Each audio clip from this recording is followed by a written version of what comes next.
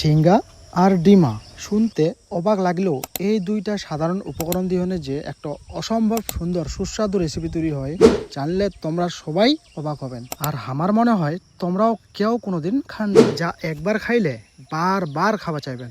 তো চলো ফটাফট রেসিপিটা শুরু করি।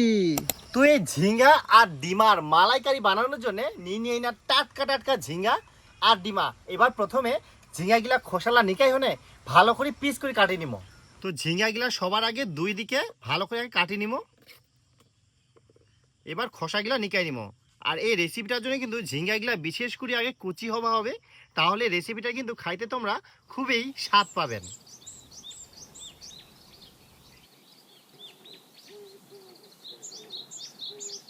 ঝিঙ্গাটা কিন্তু খুব সুন্দরভাবে একদম খোসাগুলা নিকে নিয়েই। আর এই ঝিঙ্গার কিন্তু অনেক গুণাবলী আছে। এই গরমের দিনে ঝিঙ্গা যদি খাওয়া যায় তাহলে কিন্তু মন আর শরীর দুটাই খুব ঠান্ডা থাকবে। আজকের এই ঝিঙ্গা লাখ এমনভাবে কাটবো, এই গোটা ঝিঙ্গাটা কিন্তু শুধু মাঝখানে একটা ফালি করবো। এবার এই ফালিগুলা আবার দুই ফালি করে ভাগ করবো। বাস এরকম কিন্তু প্রত্যেকটা ঝিঙ্গায় ফালি করে নিব।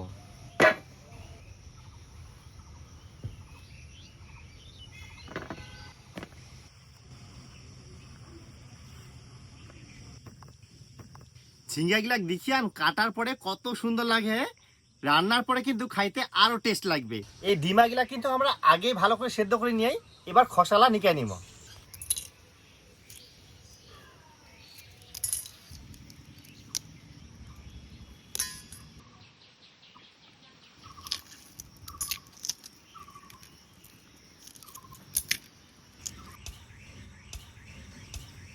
এই ডিমাগুলার ভিতরে মশলাপাতির ফ্লেভার যেন ভালো করে ঢুকতে পারে, তার জন্য হালকা করে এবার কাটি কাটি দিব।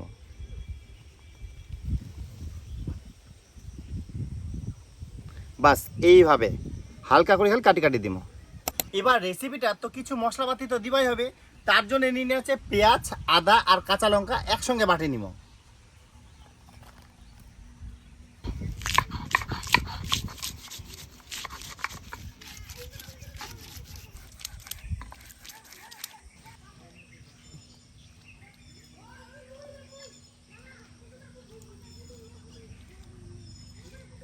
দিয়ে দিব কড়াইয়ের মধ্যে সরিষার তেল, আর তার সঙ্গে দিয়ে দিব হচ্ছে পরিমাণ মতো সামান্য নুন। এই নুন দেওয়ার পরে তেলখান চারিদিকে ছড়াই দিব। আর নুন দেওয়ার কারণে হচ্ছে নিচে যেন ডিমাগুলা ভাজার সময় না লাগি যায়। এবার ডিমাগুলা দিয়ে দিব।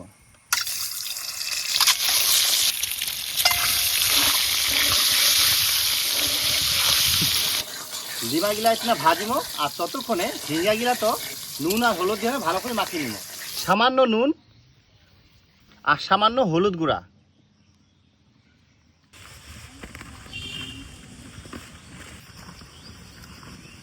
ডিমাগুলা হালকা লাল করে ভাজি নিয়ে এবার ওঠাই নিব।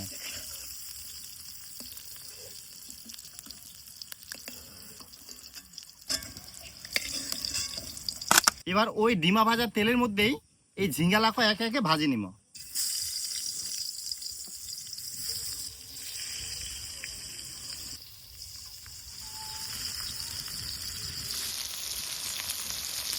এবার ঝিঙ্গা গিলাক ভালো করে উল্টায় পাল্টায় চারিদিকে একদম ভাজে নিব।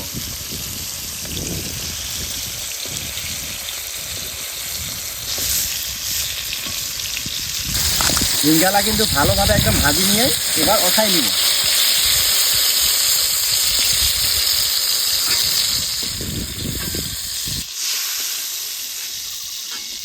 এবার বাকি ঝিঙ্গালাও ভাজি নিব।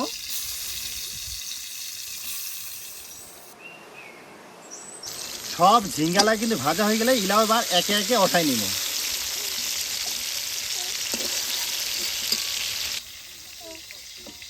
এবার ওই তেলের মধ্যে আরো দিব হচ্ছে সরিষার তেল। ফোড়নে দিব একটা দারচিনি, এলাচ আর গোলমরিচ।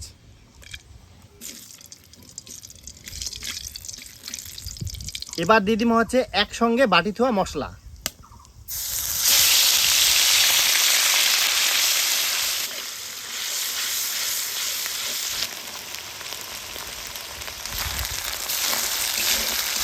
এবার এই সময় দিব হচ্ছে কিছু গুঁড়া মশলা, জিরার গুঁড়া, লঙ্কার গুঁড়া, হলুদ গুঁড়া। এবার মশলাখান ভালোভাবে কষে নিব। মশলা কিন্তু খুব ভালোভাবে কষে নিয়ে মশলা থেকে খুব সুন্দর তেলও ছাড়ি দিয়া এই সময় দিব এই রেসিপির মেইন জিনিস নারকেলের দুধ। এই নারকেলের দুধ দেওয়াতে কিন্তু রেসিপির টেস্ট অনেক গুণ বাড়ি যায়। এবার নাড়িচাড়ি নিব।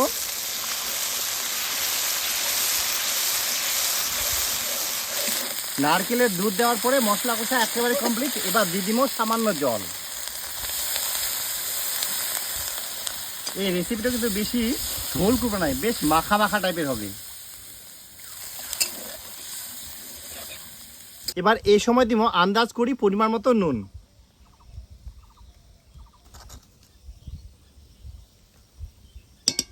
আর দিয়ে দিব হচ্ছে সামান্য চিনি। এই রেসিপিটা কিন্তু বেশ মিষ্টি মিষ্টি ভাব হবে। ঝোল ফুটি গেলে এই সময় দিয়ে দিব হচ্ছে ভাজি থোয়া ঝিঙ্গা। আর একই সাথে দিয়ে দিব ভাজি থোয়া ডিমা।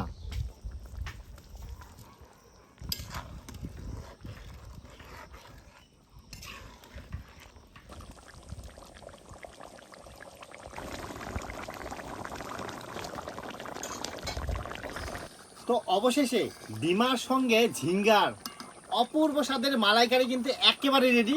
এবার নামাই নিব।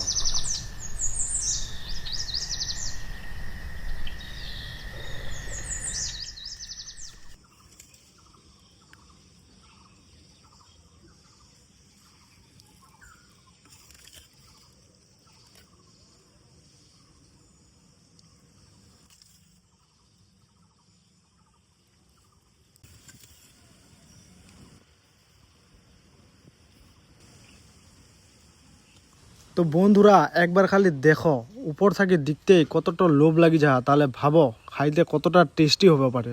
একদম সেই অনেক অপেক্ষার পর সেই সময়টা চলে আসিয়া এখন ঝিঙ্গা আর ডিমার মালাইকারি টেস্ট করি।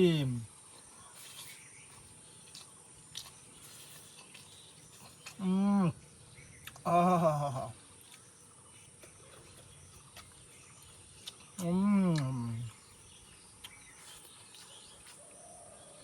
জাস্ট অসাধারণ।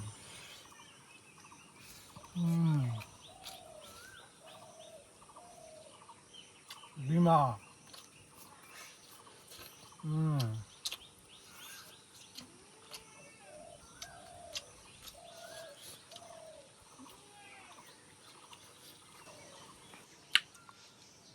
তো বন্ধুরা মালাইকারি তো অনেক রকমের খায়ান, তো একবার হইলেও এই ডিমা দিয়ে ঝিঙ্গার মালাইকারিটা খাই থাকেন, তাহলে বুঝা পাবেন ইয়ার টেস্ট কতটা। আর বানানো তো একদম খুবই সহজ, একবার দেখিলেই গোটা রেসিপিটা একদম মাথা ঢুকে যাব। তো রেসিপিটা বেশি বেশি করে শেয়ার করবেন আর সাবস্ক্রাইব করে আমার পাশে থাকবেন।